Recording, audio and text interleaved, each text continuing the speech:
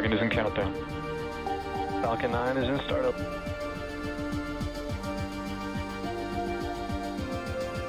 Dragon, SpaceX, go for launch.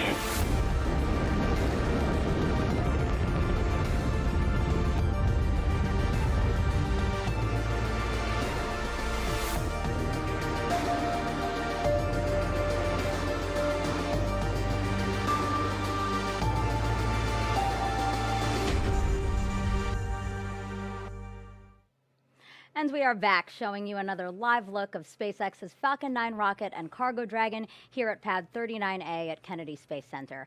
Yesterday's launch was scrubbed because of weather. We're going to try again in just about 14 minutes. Thank you for waking up with us again this Sunday morning. I don't know what day it is, guys.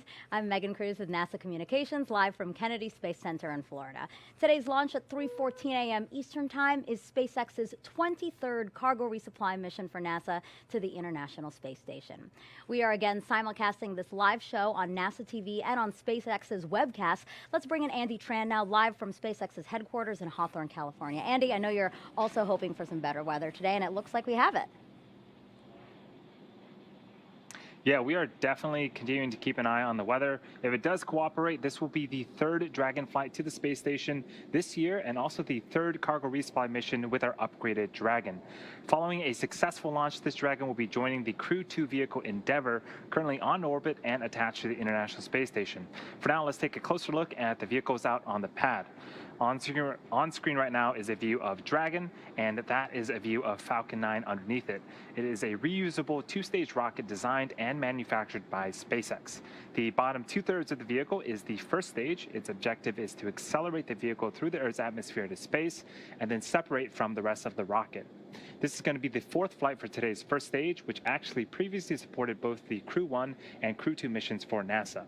We are going to be attempting to recover the first stage again with our brand new drone ship named a Shortfall of Gravitas. There it is on screen.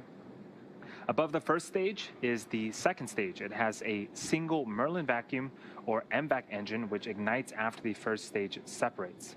The second stage is what will carry Dragon to its intended orbit, allowing the spacecraft to eventually rendezvous with the International Space Station.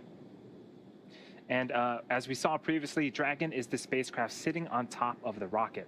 To this day, Dragon remains the only spacecraft currently flying that's capable of transporting significant amounts of cargo to and from the Earth. So that's a little bit about our Dragon and Falcon 9 vehicles. Back to you, Megan. Thank you, Andy. And now I want to bring in Joshua Santora, also with NASA Communications.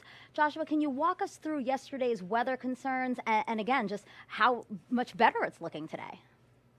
Yeah, Megan, as you said, it is looking so much better today. Appreciate that. And so yesterday we had a lot of concerns happening really close to launch. And as is the case with all weather concerns, it just takes time to get past them. And that's what we saw yesterday is we didn't have enough time. And so we were concerned about things that either actual natural lightning or generating lightning as we flew through the atmosphere. And so that really kind of forced us to wave off yesterday's attempt. Today, things are looking phenomenal. Take a look here. This is only a 20% chance that we would have a violation of our launch constraints, which means we are 80% go on weather. The only things we're watching are some clouds in the area and the potential for precipitation, but by and large, we're extremely optimistic, now targeting launch in about 11 minutes from now. That report coming from the Space Launch Delta 45 folks with the Space Force. Appreciate Launch Weather Officer Brian Cizik walking us through that. And then the range taking care of public health and safety as well, the land around the launch pad, the water over which we fly, the air we fly through, and the space we're headed to, doing the collision on launch avoidance assessments, and those all look clear. So we are on track for our liftoff on time at 3:14:49 a.m. Eastern Time. That timing is so precise because we have a single second in order to be able to rendezvous with the space station, currently traveling at 17,500 miles an hour, and we're set to rendezvous and dock tomorrow morning, Monday, at 11 a.m. Eastern Time, with our coverage beginning at about 9:30 a.m. Eastern Time. So, Megan, technically really quiet, weather looking really solid. Everything is go at this moment. That's it for now. Back to you. I'm loving your update, Joshua. Thanks for that. All right, T-minus 10 minutes to launch now. How about we take a look at some of the science flying to station today?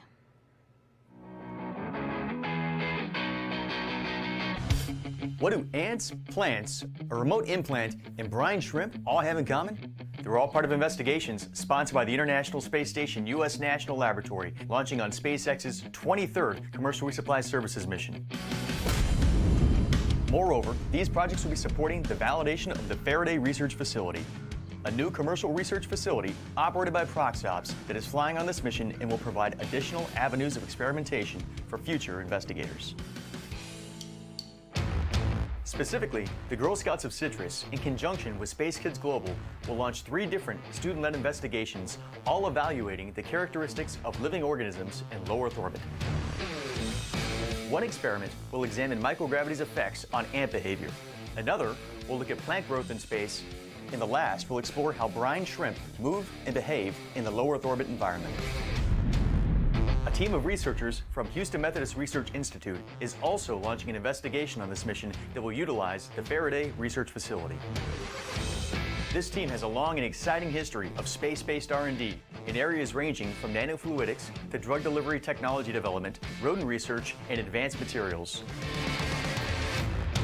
These research projects have led the team to its latest investigation that will aid in the development of a tunable drug delivery implant. The implant can be remotely controlled to release specific amounts of drug, providing individualized treatment for patients on Earth.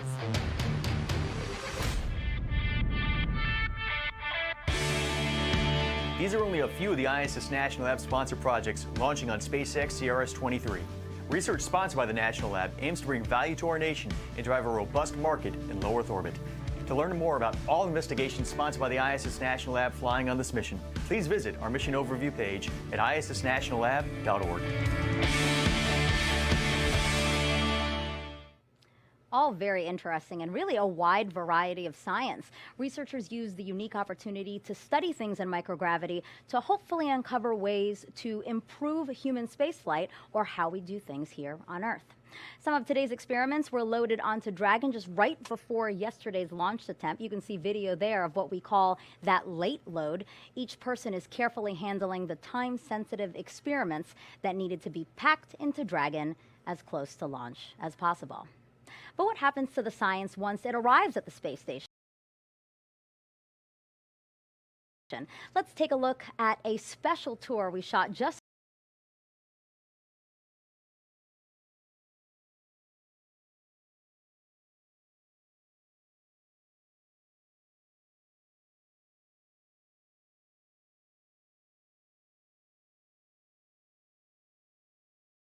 for you guys with the astronauts on board.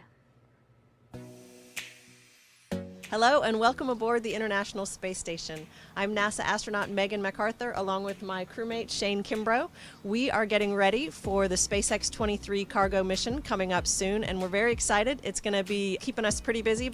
Hey Megan, let's go show them around the space station a little bit and we'll show you where some of these experiments are going to be done. Welcome to the European module called Columbus. This is where a lot of the SpaceX 23 experiments are going to hang out. One of those is called Apex 8, which is going to study the response to stressors at the genetic level of plants.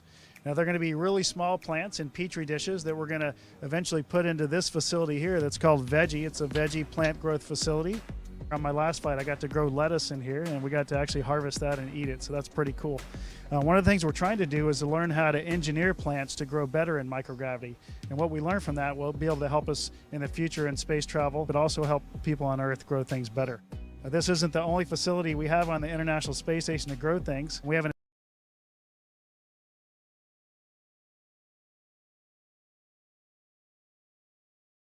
advanced plant habitat, and currently we're growing chili peppers in there, which we hope to harvest towards the end of our mission. So now we're in the U.S. laboratory, which is called Destiny, and this is one of our main areas for conducting science on the International Space Station. One of the things that makes the International Space Station such a versatile research lab are the express racks. There's a couple of them right here over my head, and the cool thing about these is that it allows different researchers from around the world to send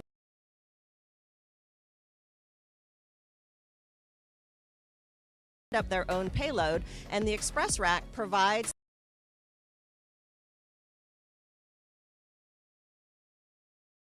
the power and data, cooling, whatever that particular payload needs.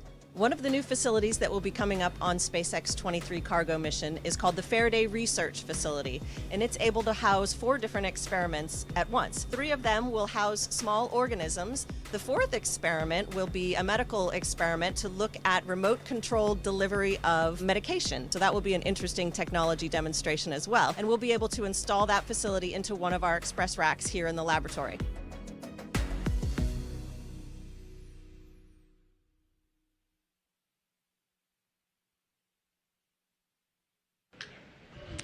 And that was NASA astronauts Megan McArthur and Shane Kimbrough aboard the International Space Station. And welcome to the International Space Station Flight Control Room. I am Shaniqua Vereen, live at the Johnson Space Center here in Houston, Texas. The team of flight controllers at Mission Control Houston today is being led by Flight Director Rebecca Wingfield. Teams here at Mission Control will really jump into action tonight into early Monday morning as Cargo Dragon approaches the International Space Station. There are currently 7 crew members living and working aboard the station.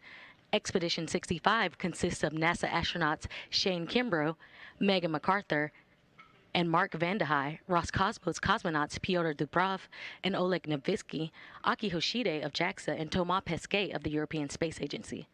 As Crew Dragon approaches the International Space Station in the morning hours on August 30th, NASA astronauts Shane Kimbrough and Megan McArthur will be monitoring the arrival from the station's cupola. Cargo Dragon will remain attached to the International Space Station for about 1 month before being packed up with critical science and supplies and will splash down in the Atlantic Ocean or the Gulf of Mexico for that science to be analyzed back here on Earth. Everything's still a go from here in Mission Control Houston, and we're looking forward to welcoming another vehicle to the International Space Station. So for now, we'll head back out to Kennedy. Megan? Great, Shaniqua, thanks. Let's get one last status update from Andy and Joshua before the final moments of the countdown. Guys? Thanks, Megan. We are about T-minus 3.5 minutes until liftoff. The SpaceX team is working no significant issues. Right now, we are expecting the strongback to be reclining away from the rocket to its pre-launch position, about 2 degrees away from Falcon 9 in order to prepare for liftoff. That strongback is part of the transporter erector. You can see on screen right now, it's starting to recline away from Falcon 9. The transporter erector is that large truss structure next to Falcon 9. Its job is, again, to retract away from the rocket and prepare for liftoff. At this point, RP-1 fuel is completely loaded on the 2nd stage and nearly completely loaded on the 1st stage. Liquid oxygen loading is currently underway on both stages and will complete around the T-minus 2-minute mark. In these last few minutes, Falcon 9 is performing final health checks on its primary communications, avionics, and propulsion systems in preparation for flight. Dragon is undergoing vehicle health checks, and we did hear the call out at T-minus 5 minutes for internal power. Switch to internal power, meaning it's living on its own, apart from ground support systems, which is great. We're also expecting right now the checkouts of the 2nd stage thrust vector control actuators are underway.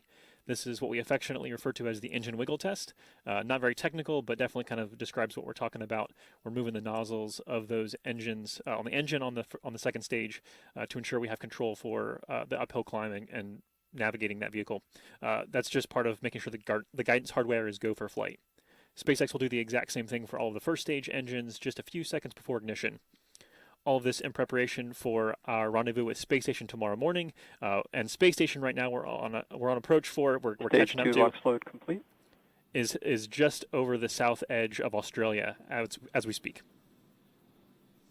Dragon is in auto idle. And we just heard the call out that LOX load has been completed. That will wrap up propellant loading for the vehicle. You can start to see some white clouds forming around Falcon 9 and Dragon.